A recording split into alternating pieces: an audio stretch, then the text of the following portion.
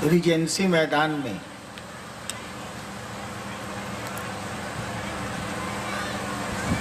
आपने शिव गुरु महोत्सव का आयोजन किया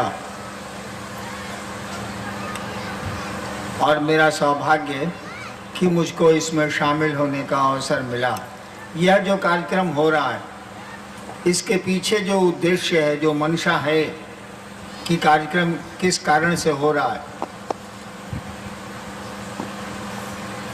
इसके पीछे एक ही मंशा है, एक ही लक्ष्य है, एक ही प्रयोजन है कि जिस महादेव की बात, जिस शिव की बात और उनकी पूजा कई हजार वर्षों से हमारे आपके घरों में होती आई है, उसी शिव के बारे में बहुत पहले से कहा जा रहा है कि वो गुरु हैं, जगत गुरु हैं, आदि गुरु हैं, गुरुओं के गुरु हैं, इत्यादि बहुत सारे शब्द उपाधियां इस्तेमाल की गई हैं। शिव की पूजा का तो बड़ा पुराना प्रचलन है।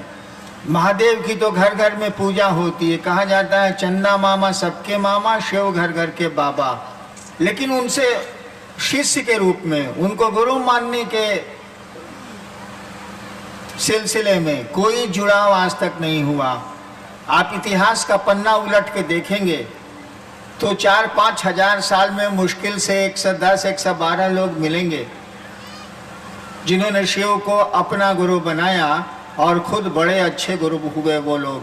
लेकिन आम आवाम में, आम लोगों में शिव को गुरु मानने की बात नहीं आई, ये सिलसिला नहीं शुरू हुआ। यह कार्यक्रम, ये शिव गुरु महोत्सव के आयोजन का यही उद्देश्य है कि लोगों को ये सूचना दी जाए, लोगों को समझाने और सुनाने की कोशिश की जाए कि जिस महादेव की पूजा घर घर में होती है वो गुरु भी है और उसे अपना गुरु बड़ी आसानी से बनाया जा सकता है। ये महाराष्ट्र की भूमि है, ये राज्य जो है महाराष्ट्र, यहाँ एक बहुत बड़े संत पैदा हुए हैं, नाम था ज्ञानेश्वर। संत ज्ञानेश्वर का नाम आप लोगों ने सुना होगा। उन्होंने बहुत पहले कहा था, आप समझने की कोशिश करिए, उन्हीं की लाइन में बोल रहा हूँ। शिव, मुझको मराठी तो आती नहीं, माफी चाहूंगा। शिव द्वारा उपदिष्ट ब्रह्म विद्या, यानी शिव जो उपदेश देते हैं, उन्होंने जो उपदेश दिया है या देते हैं, उपदिष्ट जो उपदेश दिया गया हो, शिव द्वारा उपदिष्ट ब्रह्म विद्या जो दया से सर्वदा आर्द्र है। आर्द्र माने भींगा हुआ, कपड़े को पानी में डाल दीजिएगा तो भींग जाएगा, उसको बोलते हैं आर्द्र। इसी से हुआ आर्द्रता, ह्यूमिडिटी जो आप पढ़ते हैं वायुमंडल में। शिव द्वारा उपदिष्ट ब्रह्म विद्या जो दया से सर्वदा आर्द्र है, भींगी हुई है दया से, वो संसार में सदैव विजयनी है, वो संसार में सदैव विजयनी है। हम उसे बारंबार नमस्कार करते हैं। यही के संत थे ज्ञानेश्वर, सब लोग जानते हैं, बहुत पहले फिल्म भी बनी थी। उन्हीं की पंक्ति में बोल रहा हूं। शिव द्वारा उपदिष्ट ब्रह्म विद्या, शिव जो ज्ञान देते हैं, शिव जो उपदेश देते हैं उस परमात्मा के बारे में, शिव द्वारा उपदिष्ट ब्रह्म विद्या जो दया से सर्वदा आर्द्र है, भींगी हुई है, वह संसार में सदैव विजयनी है। हम उसे बार बार नमस्कार करते हैं। उसी शिव गुरु की बात करने के लिए आयोजन हुआ है और हम लोग उसी शिव गुरु की बात सुनाने और समझने और समझाने की कोशिश में यहाँ तक पहुँचे हैं। आपको इस बात पे आश्चर्य होगा कि मैंने जब शिव को गुरु माना था,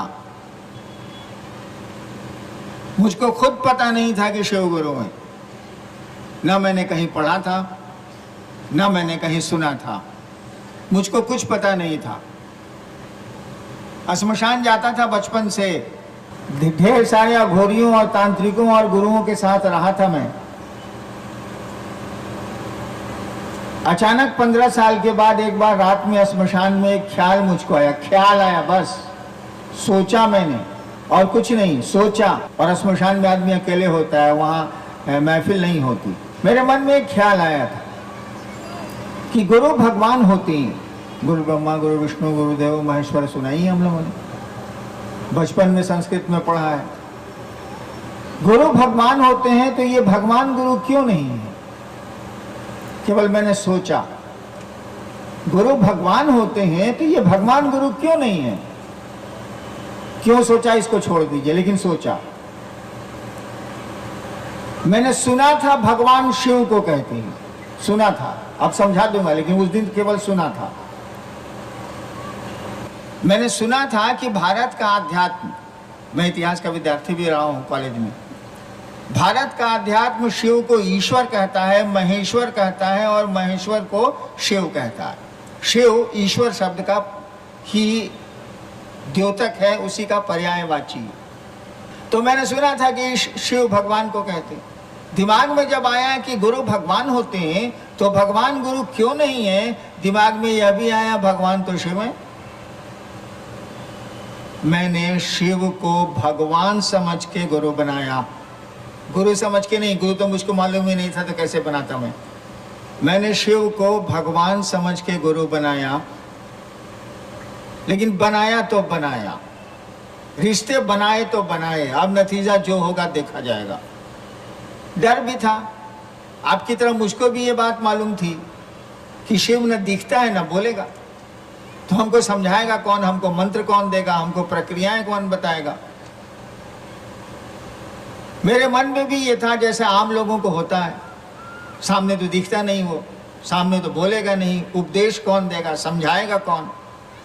लेकिन मेरे साथ लाचारी थी, मैं क्या करता। बहुत सारे जो मुझको गुरु मिले थे, मुझको जो मिले थे, मेरे मन को रास नहीं आया, और नतीजन मैंने भगवान को गुरु मान लिया, शिव को गुरु मान लिया। शिव गुरु है ये मुझको नहीं मालूम, लेकिन मान लिया तो मान लिया। माना तो 3 शर्त भी मैंने रखी। आदमी शर्त कब बनाता है, कंडीशन कब बनाता है, जब वो धोखा खाता है। आप मोटरसाइकिल चलाई, एक बार मैं मोटरसाइकिल से जा रहा था, घास पे ओस पड़ी थी, थोड़ी तेज थी मोटरसाइकिल, घास पर ही मोड़ना था मुझको मोटरसाइकिल को। मैंने मोटरसाइकिल मोड़ी और मैं फेंका गया, गिर गया ओस पर, मोटरसाइकिल का चक्का स्लिप कर गया।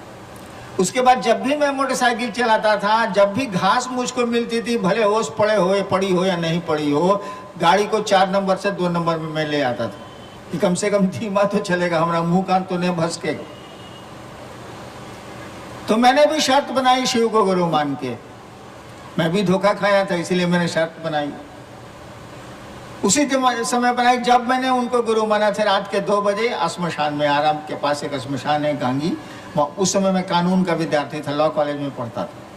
पहली शर्त बनाई कि आप महादेव जो आप फोटो में दिखते हैं ना, वैसे बन के आदमी के रूप में आइएगा तो हम आपसे कुछ नहीं सीखेंगे। यानी तस्वीरों में जो शिव दिखता है वैसा आप आएंगे मेरे सामने, वैसे आएंगे तो मैं आपको गुरु नहीं बनाऊंगा, क्योंकि मैंने प्रेत देखे हैं श्मशान में आपके उस रूप में। दूसरी शर्त मैंने बनाई कि आदमी के रूप में आइएगा और कहिएगा कि मैं ही महादेव हूं, मैं आपको गुरु नहीं मानूंगा। तीसरी शर्त बनाई कि शिक्षक बदल लिया है तो आप पुरानी पढ़ाई नहीं पढ़ेंगे। यानी जो तंत्र मंत्र श्मशान गए हैं 14-15 साल, जितना मंत्र जपे हैं, जितनी क्रियाएं की हैं, अभी के बाद नहीं करेंगे। कहे कि अब मास्टर बदल लिया, मास्टरवा ने क्या बताएगा तो करेंगे, नहीं तो नहीं करेंगे, बात साफ। 6ठा से 7वां में गए तो 6ठा किताब काहे पढ़ेंगे, अब 7वां में देखा जाएगा। और आप जानते हैं, हम भी जानते हैं कि शिव ना सामने दिखता है ना वो बोलता है। मनौतियां तो सारी पूरी करता है वो, लेकिन बिना दिखे बिना बोले।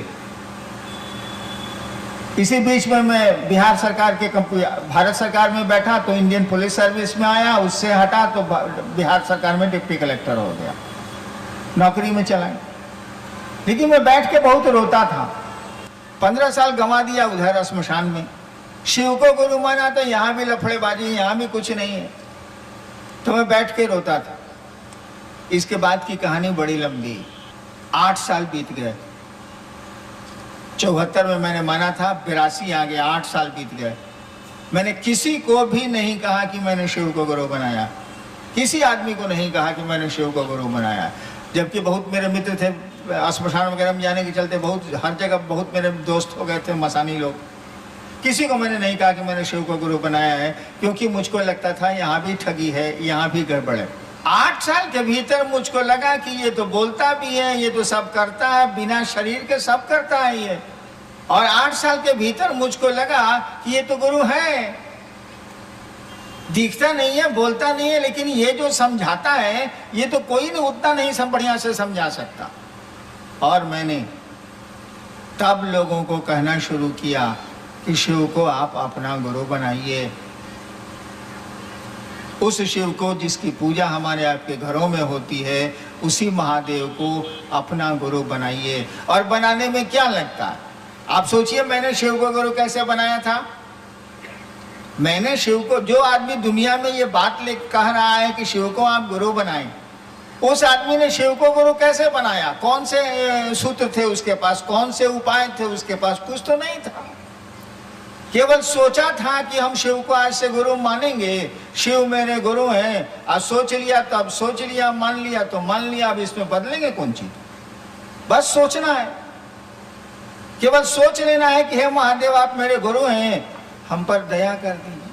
और क्या मांगेंगे अपने गुरु से हम? आप दया कर दीजिए। मैंने तो इतना ही भर किया और आज पूरी दुनिया में कह तो रहा हूँ घूम घूम के कि आप शिव के शिष्य बनिए, शिव को अपना गुरु बनाइए, वो गुरु है। और कुछ छोड़ने, कुछ पकड़ने की जरूरत नहीं है, केवल इस सोच पर खड़ा रहना है, इस विचार पर खड़ा रहना है। जैसे बंगाल में रविन्द्रनाथ ठाकुर ने कहा था, नोबेल प्राइज विनर, कि आमी नटराजेर चेला, मैं महादेव नटराज का शिष्य हूँ।